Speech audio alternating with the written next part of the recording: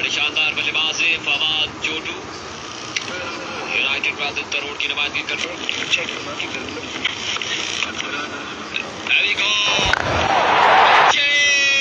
फवाद इस रन मार जाएगा 6 रन के लिए बाउंड्री जमाई, छक्का चुका है फवाद के बल्ले से। करते हैं मजमुआ 13 पर जा पहुंचा है इस वक्त, जबकि पहले ओवर का खेल जारी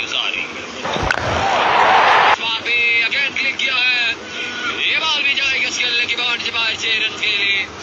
एक और कमाल का छक्का फवाद चोटू की जाने से। लीजिए सीधे बल्ले के साथ फवाद चोटू के बल्ले से निकलता हुआ ये दमदार स्ट्रोक, बॉल जा गिरा 6 रन के लिए बाउंड्री बाहर, 6 रन का मजीद। खलील 10 विकेट्स कह रेडी के टाइगर के लिए बिल्कुल खिलाड़ियों का यहाँ पर सहारा लिया फवाद चोटू ने और इस बॉल को भेजा की बाउंड्री जमाए 6 रन के लिए। कमाल का छक्का